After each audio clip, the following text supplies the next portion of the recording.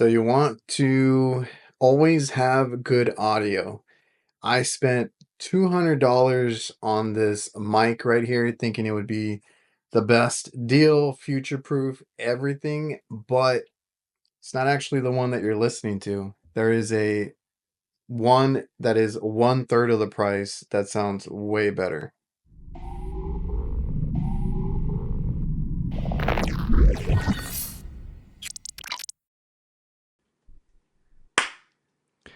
What is up? What is going on? And we're back with a video because I've just wanted to talk about in the future, podcasting and different things like that. But a setup like this desk, this fine mic is how they said they pronounce it, um, would have been a big help when I started. Now I started live streaming, then I got into podcasting, and now I do this kind of content where it's the same setup for each of those different things.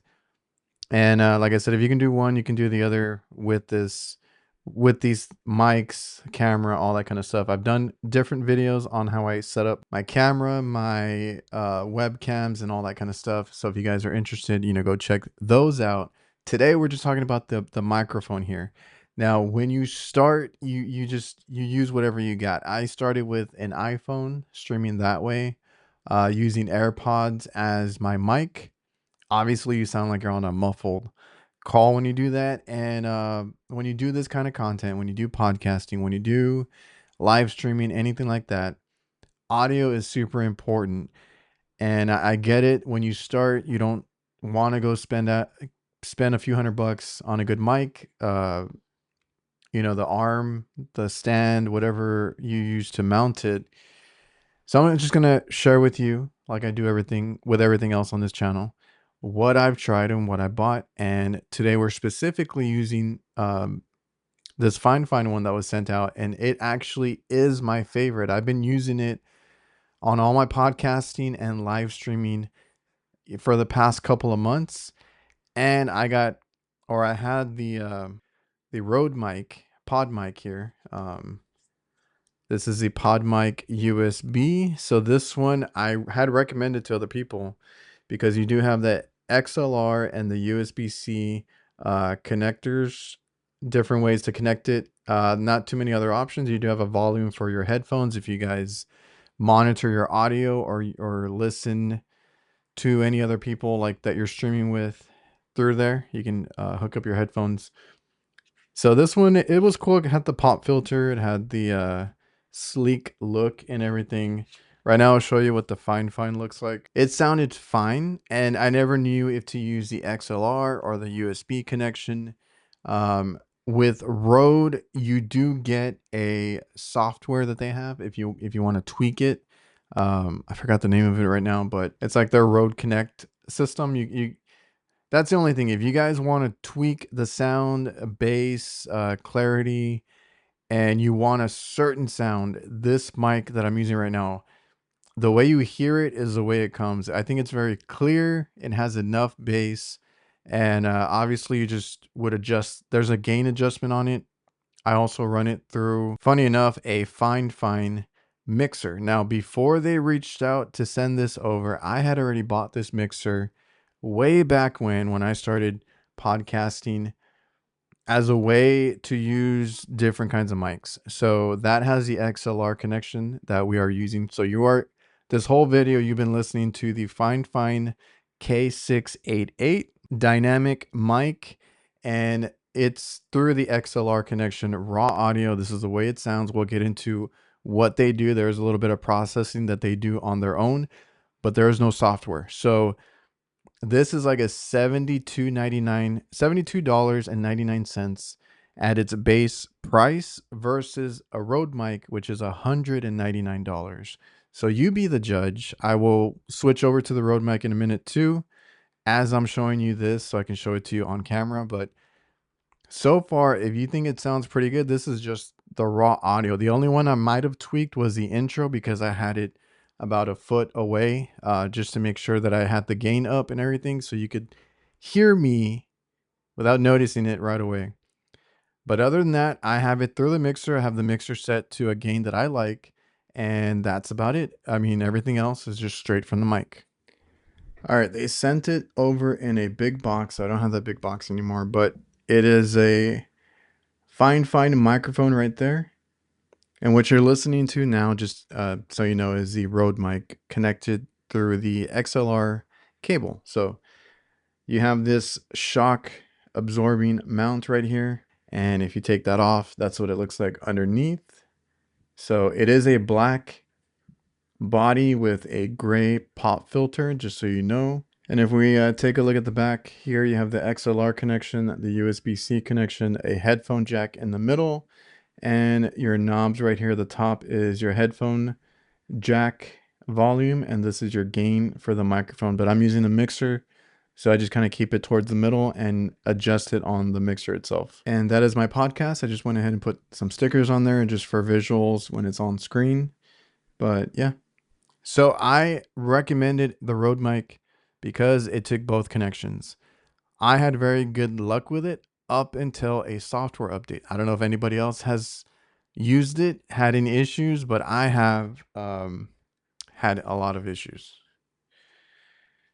So whenever I connected this, there is a light that comes on right above the USB-C connection point right there. So when you plug it in, it turns red. That just means it has power and you can use it. And then when I would use our software, I downloaded the software, I did my tweaks. I thought it sounded great. And then you would have to open up. I'm on Mac, granted. I don't know if it's different on Windows. So whenever I would record, I would have to make sure I open the software, and then this little LED would turn green, and that's how I knew, oh, okay, all my tweaks that I made, all the tuning that I did is already loaded up, because without opening the software and that light not turning green, it made no difference. It would just be the raw audio out of the mic. Worked great for a while once I figured that out, and then I kept pushing off whatever update they had recently. Finally gave in because I had time, I wasn't using it, only to find out that it completely changed everything. And by that, I mean it sounded different. It did not sound the way I had tweaked it. I tried going back in and messing with it, could not get it the way I wanted it to sound. Plus, every time I would open up the software, I got no more green light. So I don't know what I did differently. It also made me make a new profile for it, like doing the sound, all the different levels and stuff that you mess with. Made me do a whole new one. It wouldn't pick up my old one. And like I said, it never turned green. And that green is always what made me feel comfortable that I had plugged it in, loaded everything, and it was going to sound how I had set it to. So I had issues because also the other thing that it would do without those settings that I had, customized, is if you have the software, and I think it does it without it's going to do processing on its own. So the problem I had is when I would talk in a podcast form or even like this, but more so you would notice it in podcast form, I have to make sure the audio levels between the guests and myself are good. Now I can do that in the recording software I have, but if for any reason I don't do it correctly, I can do it while I'm editing in post, because I have everything in on different tracks. The only issue is this one kept trying to compensate as like it was trying to equalize itself. So like if I didn't talk for a while and I was letting the guests talk and then I chimed in with 1, 2 words, or even if I was going to start a sentence, those first couple of words were always super loud and then it would go back down in volume.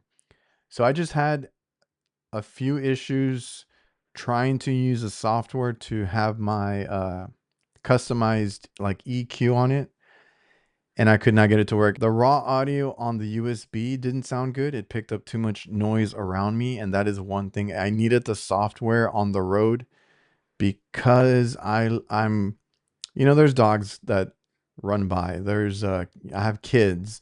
There's different reasons why I would want that software to kind of cancel out any background noise. But I couldn't use it. It wasn't sounding good. The audio kept going up and down. And then if I used raw audio, it sounded horrible as far as like background noise. So then I went to XLR, and that was the only way that I could do it. It sounded a little bit better again, but I had no way of customizing anything. So it was just, how it sounded. Flash forward, and that's why I'm glad that I had that Fifine mixer. I bought it a long time ago just in case, and I finally got some use out of it. I'm still using it now. It's a great little mixer if you don't need anything except like gain control, volume control, and it does have some sound effects and stuff like that. Like it's a very basic one, but I'm able to use two of these mics at the best of their ability through just raw audio. So that has come in handy. Now on this one, when this one was sent out to me, it was perfect. I was like, I'm looking to change or fix my audio. As soon as I plugged it in, I used it straight in the mixer through the XLR. What you're hearing right now is exactly what it is coming out of there. So this one, I have not had that issue whatsoever. It is the same throughout the recording. And the only thing is they don't offer a software, and I haven't really looked into trying to do anything with it because I'm super happy with the sound the way it is. So just wanted to kind of put that out there. If you guys are starting out and you don't know what kind of mic to get, or you need a mic for your content, this one is really cool. I ended up buying the kit, which I'll show you real quick. It's a $70 mic. If you buy the kit, I think it just bumps it up to like 95 bucks, but you get a really nice mount for it. So this is the exact one that I got. It is a heavy duty boom arm with the mic itself. So if you can look at it, I'll link this exact one down below. It doesn't have your traditional springs, which let me switch back real quick. I had on my other mic this one that has the springs and everything, and it got real creaky. It was real hard to move around. It was fantastic for like the first year, year and a half or I used it my first 2 years basically of podcasting, and it worked fine. I slowly upgraded during my first year. I was using wireless mics for everything. Once I like found out about those, right, the DJIs, the Rhodes, the wireless goes, wireless mics, all that kind of stuff. That's what I was using too. So like I said, you can use your iPhone, AirPods, or something like wireless mics. If you guys are content creators and you already have those, just use them. I don't have it with me, but I had a little like stand, and I would clip the mic, the little wireless mic to it. And that's how I would talk. I would just have it up, up to my face. And that was my microphone. It was really small. It looked really funny. I'll show it on screen, but that's how I started. And then I just wanted to get better. But like I said, I'm telling you guys about all that I went through. This is the heavy duty boom arm. You get the mic. You do get a USB-C connector cable, and it mounts directly to your desk. All you do is clamp it on. It's pretty sturdy. I have it here on my desk. It doesn't really move. I just push it out of the way when I am not recording. That way I can actually do some like, actual work on my computer.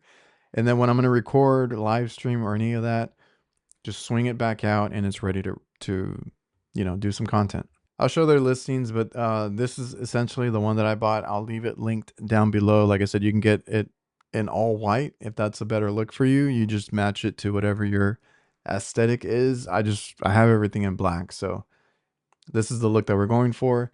It does have cable management in it, and I haven't taken advantage of that yet. I just have it tied to the arm itself, but the cable stays out of the way, and there is like channels that you can put it through. So this is a dynamic mic. It kind of demonstrates where the audio is picked up in this little graph right here. Let me tell you, dogs are barking, kids are running around, and I think I've even like on the old one, you could pick up little taps and all that stuff. With this mic, it's been super, like you don't hear any of that stuff, because I've even asked the guys that I stream with, like, did you hear that, or can you hear that? It does have this low latency mic chip that also offers noise cancellation. So it does have a noise rejecting dynamic core. There's a whole bunch of technology in here, and you can see it kind of broken away right here. This is what it looks like. So you do have the pop shield. You can replace that if you want to. It's very reminiscent of a Shure mic. So if you guys want to change them out, and this is everything in here. I've had no issues with vibrations or any outside noise coming through, so I've been very happy with it. The Rode was very confusing. It had one dial that was like endless. It just never stopped. You didn't know where you were on it. You had to kind of figure that out as you went. So that it already the Fifine already has more to offer physically on buttons and knobs versus, you know, the more expensive one at 200 bucks. I'll leave a link also to the stand that I have here if you like to hold the mic or have it on the tabletop. This is the one that I had before. It worked very really good for what it is. Depends on what your setup is. I have no desk base, so I needed to clamp it to the end and have it extended out, and this thing is super adjustable. Testing, testing. I forgot to mention there is a, you see that green right there? That is a mute capacitive button.